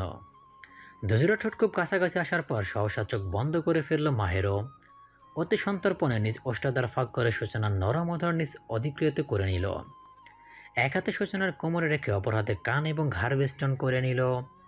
কয়েক পল পেরোতে একজোড়া নরনারীর উত্তপ্ত নিঃশ্বাসে রাতের আধার থমথমে পরিবেশ মুখরিত হয়ে উঠল। সূচনার চোখের কোণ বেয়ে ঝরতে লাগলো সুখাশ্রু। মায়ের সুরলিত ওষ্ঠ চুম্বনে হৃদয়ের স্পন্দন হয়ে উঠল বড্ড বেসামাল। এমন আদর মেখে যত্ন নিয়ে পাওয়া চুমোটায় যেন সুখে মরণ যন্ত্রণা পেল সে। শেষে প্রকৃতির কোনো নিয়ম মেনে আপনা আপনি দু হাত চলে গেল মাহেরের পৃষ্ঠদেশে, জানে না। প্রচণ্ড জোরে খামচে ধরল পিঠে। মাহেরের দখলে থাকা অষ্টজোড়া যেন একটু সুযোগ পেলে লাজুক স্বরে বলে বসবে। এই সারপ্রাইজ আমি কিভাবে সহ্য করি, কোথায় লুকিয়ে রাখি? এই মুহূর্তটা আমি কিভাবে লুকাই? এই মুহূর্তটা আমি কিভাবে ভুলি? সোহান রোশানের দুটো শর্ত পূরণ করার জন্য রাত 8টার দিকে হৈমিকে ছাদে যেতে হলো। বিচ্ছু দুটো বলেছিল 12টার পর ছাদে গিয়ে একা একা আধ ঘন্টা কাটাতে হবে, সে রাজি হয়নি। তাই বাধ্য হয়ে তারা সময় নির্ধারণ করেছে রাত 8টা। রোশান সোহানের জন্য সবচেয়ে মজার ব্যাপার হলো আজ হৈমিকে তারা দারুণভাবে জব্দ করবে, কেউ বাধা দেবে না। কারণ বাড়িতে সময় কেউই নেই, দাদিন আর কুসুম নিচেই থাকে, তারা এই সময় উপরে আসবে না। সূচনা গেছে স্বামীর সঙ্গে একটু বাইরে সময় কাটাতে, রুদ্র কোথায় গেছে জানে না। সাদমান গেছে এলাকার বন্ধুদের সঙ্গে ঘুরতে, ফিরতে রাত 10 কি 11টা বাজবে। তাই পুরো দমে জমে যাবে তাদের দুর্ধর্ষ পরিকল্পনা। অন্ধকারে আচ্ছন্ন নিরিবিলি নিস্তব্ধ ছাদে প্রবেশ করলো হৈমি। একদলা হিমশীতল বাতাস আচমকাই ধাক্কা দিল ওকে। নিমিষেই চোখ বুজে ফেললো, কেঁপে উঠল ওষ্ঠাধর। দূরে দূরে বুকে ছাদের দরজা ঘেঁষে দাঁড়িয়ে ঢোক গিলল। ওষ্ঠাধর নাড়িয়ে দোয়া পরে ফু দিতে নিল বুক পটে, লম্বা করে দম সেরে পিছু তাকালো। রোশান সোহান মিটিমিটি হাসছে, চোখের ইশারায় এগোতে বলছে। তার জন্য নাকি ছাদের মাঝখানে টুল রাখা হয়েছে, যেখানটায় তাদের দেওয়া সময় পর্যন্ত একাকী বসে থাকতে হবে। সেসব কথা স্মরণ করে মৃদু হাসার চেষ্টা করলো সে। মুখশ্রীতে ভর করা সমস্ত ভয়টুকু লুকানোর আপ্রাণ চেষ্টাও করলো। তীব্র সাহস সঞ্চয় করে মুখ ফিরিয়ে ধীর পায়ে এগিয়ে গিয়ে বসলো ছাদের মাঝ বরাবর। তৎক্ষণাৎ ছাদের লাইট অফ করে দরজাটা লাগিয়ে দিল সোহান। আতকে উঠে দাঁড়িয়ে পড়ল হৈমি, উত্তেজিত হয়ে বলল, এ কি? এটা তো কথা ছিল না। সোহান, সোহান, রোশান। দুভাই দরজা লাগিয়ে দৌড়ে চলে গেল নিজেদের ঘরে। মোবাইলে সময় দেখে নিল, 30 মিনিটের আগে ঘর ছেড়ে বের হবে না পণ করলো। সময় কাটাতে দুজন বেশ আয়েশ করে মুভি দেখতে বসলো। ওদিকে হৈমি দরজায় করাঘাত করতে করতে ক্লান্ত হয়ে পড়ল। ভয়ে উত্তেজনার শরীর ঘেমে নিয়ে একাকার অবস্থা। চারপাশে ভীতু চোখে তাকিয়ে আকস্মিক জড়সড় হয়ে বসে পড়ল। শীতের মৌসুম চলছে, তবুও আকাশে মেঘের ঘনঘটা। ফলশ্রুতিতে জ্যোৎস্নার বালাই নেই চারিদিকে, কেবল ঘুটঘুটে অন্ধকার। দূরে শুধু গুটি কয়েক বিল্ডিংয়ের আলো দেখা পাওয়া যাচ্ছে, যা খুবই অল্প। সেদিকে তাকিয়েই ঘন ঘন ঢোক গিলল হৈমি। মনে মনে নিজেকেই বকুনি দিল খুব। কেন সে লুকিয়ে ফোন আনলো না? ওরা না করবে বলেই তাকে কেন এতটা ইনোসেন্ট হতে হবে? গায়ে জড়ানো চাদরটা দুহাতে শক্ত করে জড়িয়ে ঠায় বসে রইল সে। বিড়বিড় করে একাধারে পড়তে লাগলো দোয়া দরুদ। এ পৃথিবীতে কিছু দুর্বল হৃদয়ের নারী থাকে, যারা জানে দুনিয়াতে ভূত প্রেত বলতে কিছুই নেই। এ সত্যিটা জানা সত্ত্বেও দিন শেষে রাতের আধারে একাকী তারা ভূতে ভয় পায়, অসম্ভব রকমের ভয়। হৈমি হচ্ছে সেই দুর্বল নারীদের মধ্যে একজন। সে জানে পৃথিবীতে ভূত পেতনি বলে কিছু নেই, তবুও সে ভূত পেতনির ভয় পায়। আর এই ভয় মারাত্মক রকমের ভয়। তীব্র শীতে যেমন হাড় কাঁপে, তেমনি ভূতের তীব্র ভয়ে হাড় কেঁপে ওঠে তার। আজ পরিস্থিতি সম্পূর্ণ তার প্রতিকূলে, তাই তো নিস্তব্ধ পরিবেশটাকে থমথমে করে তোলার জন্য অকস্মাৎ দূরপানের একটি শিয়াল ডেকে উঠল। অতিরিক্ত ভয়ের তাড়নায় মস্তিষ্ক অচল হয়েছিল হৈমির, তাই আকস্মাৎ এই ডাকটি তার ভয়ের মাত্রা চূড়ান্তে পৌঁছে দিল। ভীতু মেয়েটা দুহাতে খামচা ধরা চাদর ছেড়ে তরাক করে উঠে দাঁড়ালো। থরথর করে কাঁপতে কাঁপতে দরজায় করাঘাত শুরু করলো। শরীরে চড়ানো চাদর খুলে পড়ল। কয়েক পল পর ওড়না পড়ে গেল। দূর থেকে ধেয়ে আসা শিয়ালের ডাকগুলো ধীরে ধীরে প্রকট হলো। বেড়ে গেল হৈমির ভয়, সেই সাথে দরজায় করাঘাত। সূচনা ফোন করে জানালো তাদের ফিরতে দেরি হবে, আজ রাতে বাইরে থেকে খেয়ে আসবে। বাড়ির সবাইকে যেন জানিয়ে দেওয়া হয়, পাশাপাশি হৈমির যত্নেরও যেন ত্রুটি না হয়। কুসুমকে সবটা বুঝিয়ে ফোন কেটে দিল সূচনা। কুসুমও তার কাজে ব্যস্ত হয়ে পড়ল, কারণ রাতে খাবার সময় এখনো হয়নি। সময় হলে সবাইকে একসঙ্গে খেতে দেবে। রুদ্র বাড়িতে ঢুকতেই কুসুম তাকে সূচনার কথা জানিয়ে দিল। রুদ্র গম্ভীর স্বরে বলে পা বাড়ালো দোতলায়। সে যখন তার ঘরের লক খুলতে উদ্যত হলো, ঠিক সেই মুহূর্তে অদ্ভুত এক কণ্ঠস্বর শুনতে পেল। ছোটবেলায় বাথরুমে ঢুকে দরজা লাগিয়ে জোরে কথা বললে যেমন প্রতিধ্বনি হয়, কণ্ঠের স্বাভাবিকতা হারিয়ে অদ্ভুত শোনায়, ঠিক তেমনি কণ্ঠস্বর। এই স্বর আরও তীব্র, ভীতিকর। সবচেয়ে বড় কথা, এটি একটি নারী কণ্ঠস্বর। রুমের দরজা খোলা বাদ রেখে ভ্রুকুচকে কিয়ৎকাল দাঁড়িয়ে রইল সে। এরপর কান খাড়া করে এক পা দুপা করে এগোতে লাগলো। থামলো গিয়ে ছাদের সিঁড়ির সামনে। তৎক্ষণাৎ চমকে উঠল তার অন্তরাত্মা। এ বাড়িতে মেয়ে বলতে তো গুটি কয়েকজনেই। কুসুম নিচে, সূচনা বাইরে, তাহলে ছাদে কে? হৈমি? মেজাজ কিছুটা বিগড়ে গেল, পরক্ষণে আবারও থমকেও গেল। চটজলদি জিহ্বা দিয়ে অতর ভিজিয়ে সিঁড়ি অতিক্রম করে উপরে উঠল। ছাদের দরজা লাগানো দেখে আরেক ধাপ অবাক হলো। বিষয়টি বোধগম্য না হলেও হৈমির কান্নার শব্দ চিৎকার যথেষ্ট ছিল তার শ্বাস প্রশ্বাসগুলোকে বেসামাল করে দেওয়ার জন্য। আর এক মুহূর্ত সময় সে নষ্ট করল না, ঝড়ের গতিতে দরজা খুলে উত্তেজিত কণ্ঠে বলল, তুমি তুমি এখানে কি হয়েছে?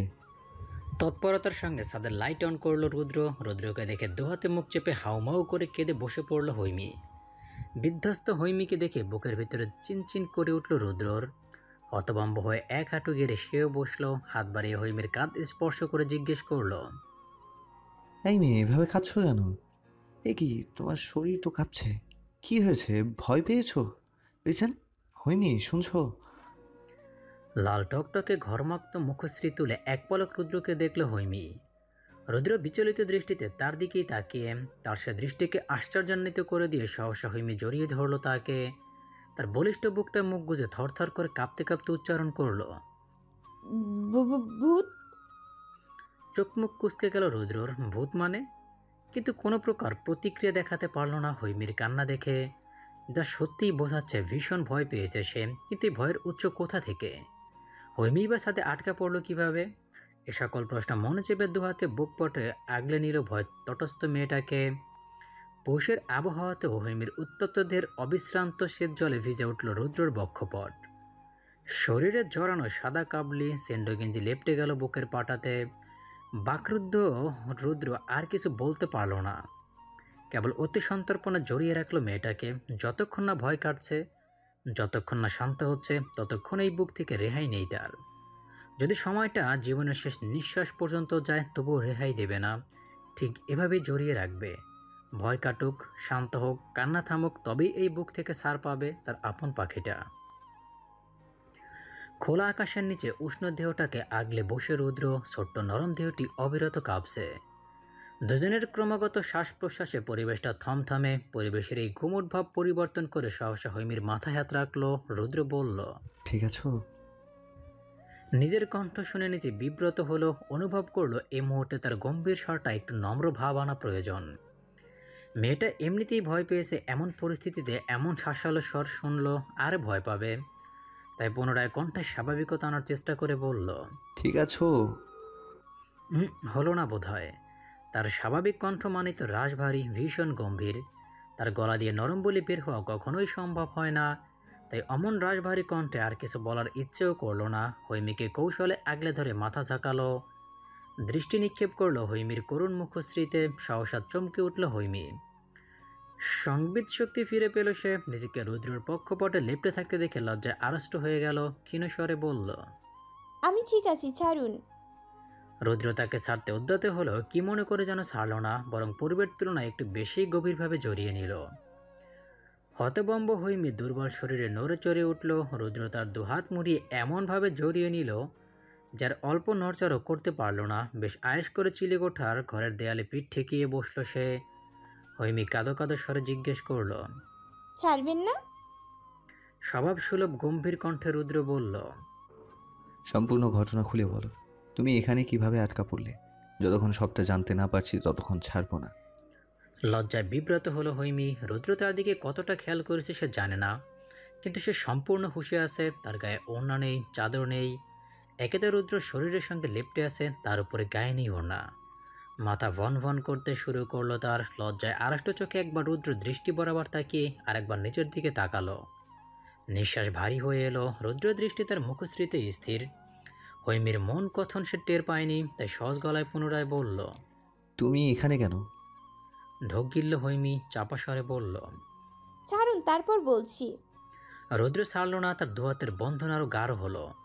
ফলশ্রুতিতে হৈমির শরীর আরও বেশি গভীর হলো তার সঙ্গে। সহসা শিউরে উঠল সে। অথচ রুদ্র সেদিকে কোনো ভ্রুক্ষেপ নেই। সে তার মতে উত্তর জানাতে মগ্ন। লজ্জায় জড়তায় থমথমে হয়ে গেল হৈমি। জড়সড় হয়ে শরীর বাঁকিয়ে পড়ে রইল রুদ্রর বাহুডোরে। কিয়ৎকাল পর বুঝতে পারল উত্তর না দিলে সারাসারি নেই, উত্তর দিলেই মুক্তি মিলবে তার রুদ্র তার ডন বেয়াইয়ার থেকে। তাই সমস্ত কথা খুলে বলল। সব কথা শুনে আচমকা হৈমিকে ছেড়ে দিল সে। টাল সামলাতে না পেরে ছাদের মেঝেতে বসে পড়ল হৈমি। ভয় ভয় চোখে বড় বড় করে তাকালো। রুদ্র দাঁতে দাঁত চেপে বলল। তোমায় বলেছিলাম ওদের সঙ্গে এত মাখামাখি না করতে। ক্রোধে গর্জন ছেড়ে উঠে দাঁড়ালো রুদ্র, চলে যাওয়ার জন্য এক পা বাড়ালো। অমনি তরাক করে হৈমি তার এক পা আঁকড়ে ধরলো, মিনমিনে স্বরে বলল। প্লিজ আমাকে একা রেখে যাবেন না, প্লিজ। দীর্ঘশ্বাস ছাড়লো রুদ্র, পিছু করে হৈমিকে হাত টেনে দাঁড় করালো। হৈমি আশেপাশে তাকিয়ে ওড়নার চাদর তুলে নিয়ে রুদ্রর এক বাহু জাপটে ধরলো, ভয়কাতুরে গলায় বলল। আমি এভাবেই যাব, একদম নিচে গিয়ে ছাড়বো। কিছু বলল না রুদ্র, শুধু ভ্রুজোড়া কুচকে একবার তাকালো হৈমির দিকে। সত্যি সত্যি হৈমি ওভাবে সিঁড়ি দিয়ে নামলো। শেষ সিঁড়ি পর্যন্ত যেতেই মুখোমুখি হলো সোহান রোশানের। ওদের দেখে নিজেকে নিয়ন্ত্রণ করতে পারলো না রুদ্র। হৈমিকে ছাড়িয়ে ওরা কিছু বুঝে উঠবার আগেই তৎক্ষণাৎ সোহানের গালে ঠাস করে থাপ্পড় বসিয়ে দিল। ভয়ে রোশান পিছিয়ে গেল কয়েক পা। সোহানের ডান হাত আপনা আপনি থাপ্পড় খাওয়া গালটা চেপে ধরলো। রুদ্র বিভৎস এক ধমক দিয়ে বলল। হাতে পায়ে বড় হয়েছিস, বুদ্ধি খোলেনি। এসব কী ধরনের মজা তোদের? রোশান না হয় ছোট, তুই কিভাবে এসবে সমর্থন করলি? সোহান থমকানো স্বরে বলল।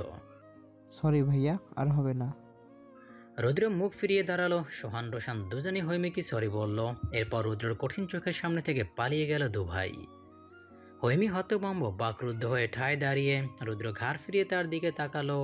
অমনি আমতামতা করে সে বলল। আমি দাদিনের কাছে যাব, কুসুম আপুকে বলবো পোড়া লোহা ভিজিয়ে পানিতে সে পানি দিতে, আমি খাবো। ভয় পেলে এমন করে পানি খেতে হয়, এতে ভয় কেটে যায়। দাদিনকে বলবো যেন দোয়া পড়ে পানিতে ফু দিয়ে দেয়, আমি খাবো। আমি নিচে যাব, মানে নিচে যাই। রুদ্র চোখ কটমট করে তাকালো। হৈমি জোরপূর্বক এসে আমতামতা করেই বলল। আচ্ছা ঠিক আছে যাই আমি, হ্যাঁ যাই, গেলাম। সকাল 7:45 শেখবাড়িতে হামিদের আগমন ঘটল। কাউকে কিছু না জানিয়ে সকাল সকাল মায়ের আগমনে ভীষণ চিন্তিত হয়ে পড়ল মাহের। সে চিন্তাটুকুকে আরেকটু বাড়িয়ে দিলেন হামিদা নিজেই। শাশুড়ির এভাবে আসাতে প্রথমে অবাক হলো, পরবর্তীতে ভীষণ খুশি হলো সূচনা।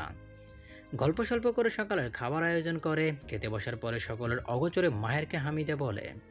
বৌমাকে নিয়ে আজই বাড়িতে ফিরতে হবে, জরুরি কাজ আছে, বাড়ি গিয়ে সব বলবো। ব্যাস এইটুকুতেই মায়ের বুঝে নিয়েছে ভয়াবহ কিছু ঘটেছে। নয়তো টিশার প্রেগনেন্সির শেষ সপ্তাহ টিশাকে ফেলে এভাবে তার মা ছুটে আসতো না। সূচনা আরও কয়েকটা দিন থাকতে চেয়েছিল, শাশুড়ির তারায় থাকা হলো না। স্বামী ননদ শাশুড়ির সঙ্গে দুপুরের আগেই শ্বশুরবাড়ি চলে যেতে হলো। বাড়িতে যাওয়ার পর মায়েরকে পোশাক পরিবর্তনের জন্য সময় দিল না হামিদা। ছেলেকে আলাদা করে ডেকে জানালো দুদিনের ভিতরেই হৈমির বিয়ে দিয়ে দেবে সে। ছেলে তার পরিচিতই, টিশার ছোট কাকার বড় ছেলে আমান। মাহের যতদূর জানে মাত্র একটি এমপিওভুক্ত কলেজে লেকচারার হিসাবে জয়েন করেছে আমান। বিসিএস এর জন্য প্রিপারেশন নিচ্ছে তার সমবয়সী ছেলেটা। সে যাই হোক, হঠাৎ মায়ের এই সিদ্ধান্ত কেন? মনের প্রশ্ন মুখে আনার পূর্বে হামিদা ভীতু কণ্ঠে বলেন। তুই না করিস না, আমি যা বলছি হৈমির ভালোর জন্যই বলছে। তুমি শান্ত হও মা, আমার দিকে তাকাও, কি হয়েছে? দুহাতে মায়ের চোয়াল চেপে ধরল মাহের। ভরসার সাথে তাকিয়ে বলল কথাটা। হামিদা বিচলিত হয়ে বললেন। যত তাড়াতাড়ি সম্ভব হৈমির বিয়ে দে মাহের, আমার কথাটা শোন, নয়তো সামনে গুরুতর বিপদ ঘটবে। সবটা খুলে বলো মা, তুমি কোন বিপদের কথা বলছো? পরিষ্কার বুঝতে পারছি না। সূচনার ভাই। হ্যাঁ, রুদ্র আগের মতো নেই মা, ও নিজেকে শোধরানোর চেষ্টা করছে। তাছাড়া তুমি নিজেই বলেছিলে ও যদি নিজেকে শোধরায় আর হৈমির প্রতি ওর মনোভাবটি সত্যি হয় তাহলে তুমি আপত্তি করবে না। তোমার কথা শুনে আমি রুদ্রকে বুঝিয়েছিলাম। হামিদা উত্তেজিত স্বরে বলল। আমিও ভাবছিলাম সময় নিয়ে রুদ্রকে নিয়ে ভাবতে, কিন্তু কি মা? জেনে শুনে আমার মেয়ের ভবিষ্যৎ আমি নষ্ট করতে পারি না। গতকাল আমি যা শুনেছি, এরপর রুদ্রর হাতে আমার মেয়েকে তুলে দেওয়ার প্রশ্নই ওঠে না। কি শুনেছ? রুদ্র হৈমিকে পছন্দ করে, এটা সত্যি। বিয়ে করতে চায়, সেটাও সত্যি। কিন্তু ও কখনো হৈমিকে মা হতে দেবে না। এসব কি বলছো? হ্যাঁ, আমি টিশাকে হৈমির সঙ্গে কথা বলতে দেখেছি, আড়াল থেকে সমস্তটা শুনেছি। তুই তো জানিস টিশা আস্তে কথা বলতে পারে না। ওপাশে হৈমি কি বলছে না শুনলেও টিশার মুখ থেকে সবটা শুনেছি। রুদ্র হৈমিকে শর্ত দিয়েছে, বিয়ের পর কখনো বাচ্চা নেবে না। মাহের, হৈমি অবুঝ, ওর বয়স কম আবেগের বসে ও ভুল সিদ্ধান্ত নেবে। জল বেশি দূর আগানোর আগেই আমাদের ওকে সঠিক রাস্তা দেখাতে হবে। থমকানো স্বরে মাহের বলল, কি করতে চাইছো? আমি সব কথা সেরে এসেছি। তুই সম্মত হলে একদিন পর বিয়েটা দিয়ে দিব। এখন উঠিয়ে দিব না, শুধু বিয়ে পড়িয়ে রাখি। তেমন কাউকে জানাবো না, শুধু আমানের বাবা মা ভাই আর আমরা। টিশাও জানে না কিছু, শুধু ওর জামাইয়ের সঙ্গে আলোচনা করেছি। বলেছি ও এসব যেন টিশাকে না জানায়। মুখ পাতলা তো, হৈমিকে জানিয়ে সমস্যা বাঁধাবে। হৈমিকে না জানিয়ে কিভাবে বিয়ে হবে? ওকে জানাবো আজ। আমি চাই না ও বাড়ি থাকাকালীন সব জানুক। তুই কি বলিস? দীর্ঘশ্বাস ছাড়ল মাহের, থমথমে গলায় বলল, রুদ্র যা বলেছে এরপর তোমার কথার বিরোধিতা করার সাহস আমার নেই। আমি আমার বোনের এত বড় সর্বনাশ করতে চাই না। তাহলে জানিয়ে দি তোর মত আছে। দাও।